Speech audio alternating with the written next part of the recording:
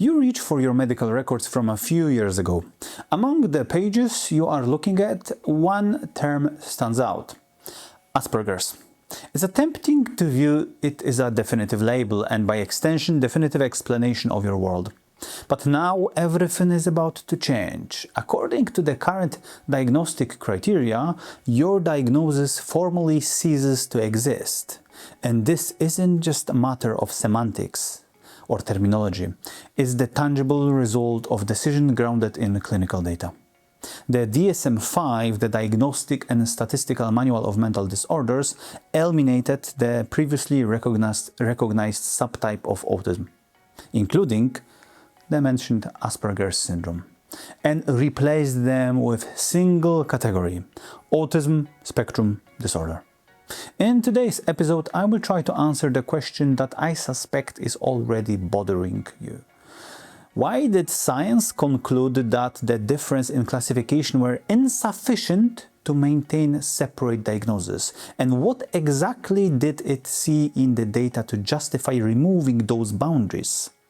I'm Tomasz, and this is Clinical Breakdown.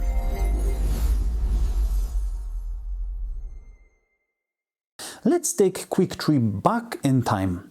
Let's rewind a few years. Imagine the diagnostic system operating like a map with several names on it: childhood autism, Asperger's syndrome, atypical autism. Each term suggests something slightly different. The problem begins, however, when two people with very similar profiles go to different specialists and, over time, walk out with different diagnoses.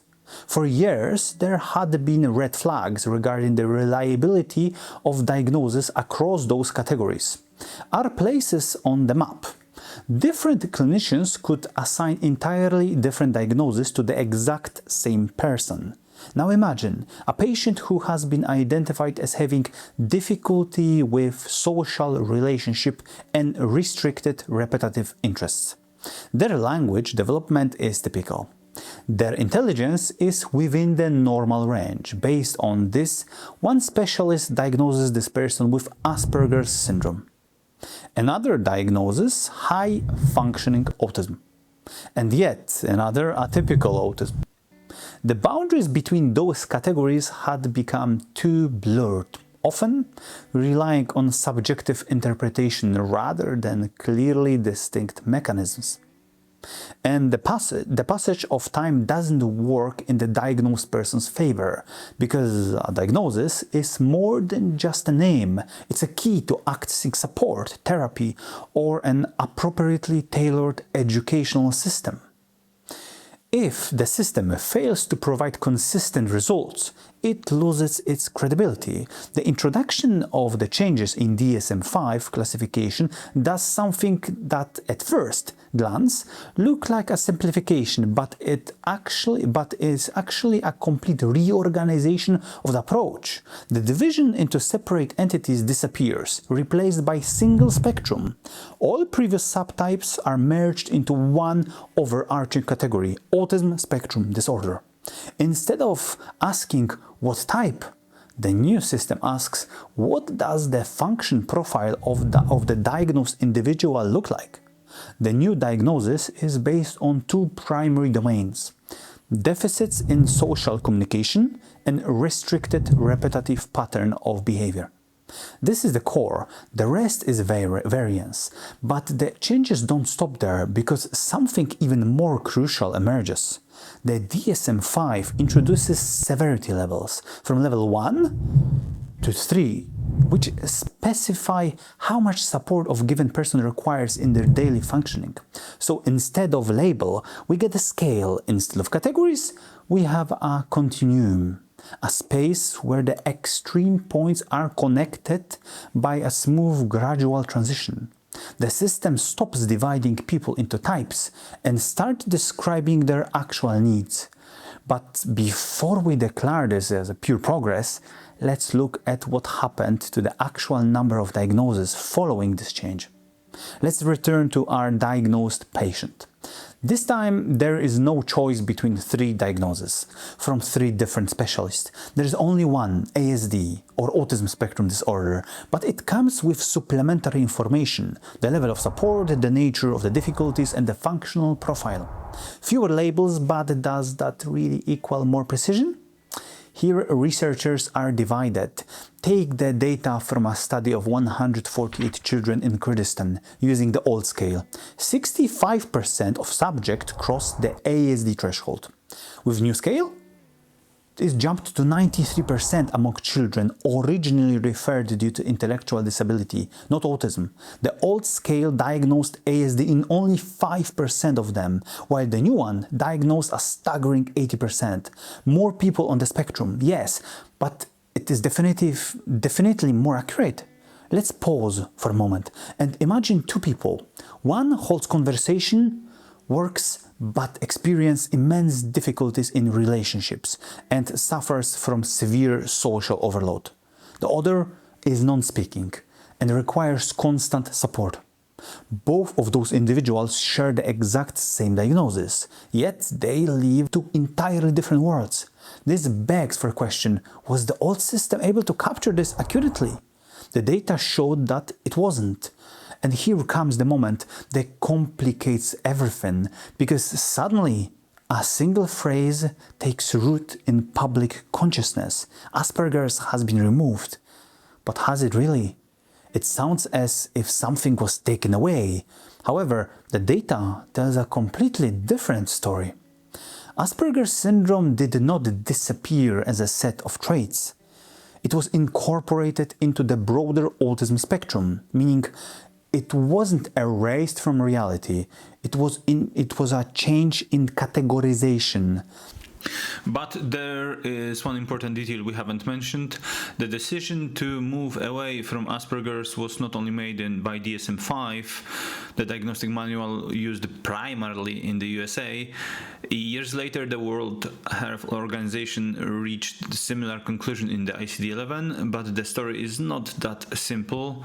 We will see in a moment why differences between those systems are so important and how they change how the autism is described. Now let's move on to the second classification system, the ICD-11, the 11th revision of the International Classification of Disease, published by the World Health Organization as the global diagnostic standard. Doctors and researchers worldwide use it to uniformly designate and code and describe disease, disorders, and health conditions.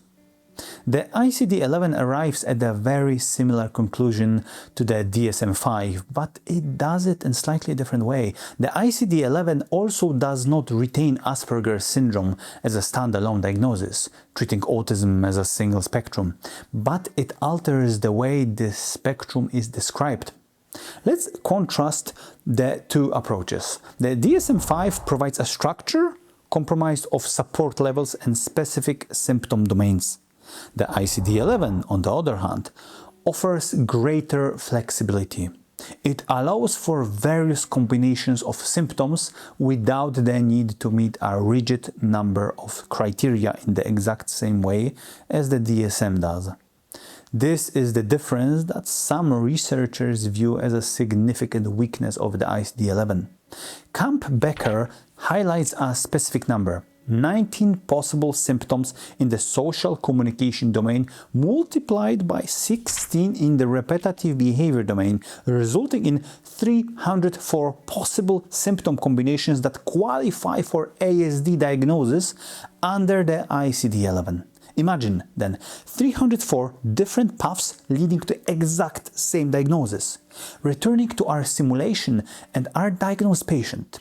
Under the DSM-5, they receive a support level. Under the ICD-11, they receive a more descriptive profile. How they function linguistically, cognitively, and socially. The 2 systems are looking at the same phenomenon, but through different lenses. And not everyone considers those 2 lenses to be equally sharp. And now, the pivotal moment. The old approach was built on the assumption that distinct types of autism exists. The new approach dictates that the boundaries between those types were artificial. Literature reviews conducted during the development of DSM-5 indicated that the symptoms of various subtypes overlapped heavily and did not form stable, distinct groups. That is why the system shifted from a categorical model to a dimensional one. But there is another layer, one that isn't visible in the data and numbers: identity. Camp-Becker describes a genuine debate in the literature between viewing ASD as a disorder, disability versus a diversity and identity. For many people, the word Asperger's was more than just diagnosis. It was a framework for understanding themselves and surrounding world and the reaction to the stimuli they experience. And suddenly the system tells them this category is gone. This can heavily impact how previously diagnosed individuals interpret their own history, even though their traits and functioning haven't changed at all. Let's go back to that piece of paper with the Asperger's diagnosis from the beginning of episode. The term still describes something, it still refers to real experience, but from a scientific perspective, it is no longer an isolated island in the archipelago. It is a fragment of a much larger landscape. This change is about shifting the perspective from separate categories to a continuum of differences, and this might resolve the whole issue and answer that burning question: why was Asperger's syndrome removed as a separate diagnosis? The data showed that the boundaries were unstable and inconsistent. Low diagnostic reliability and a high overlap of symptoms meant that maintaining those divisions made no clinical sense. I am Tomasz, and this is Clinical Breakdown. At the end of this episode, I would like to leave you with the following question. If the system changes the name of something, but doesn't change who you are, does the diagnosis describe you, or just the way science and outside world are trying to understand you? And exceptionally, this time, I have one more question for you, addressed specifically to those who already received an Asperger's syndrome diagnosis. Did receiving that diagnosis change anything in your life, or did absolutely nothing change after receiving it?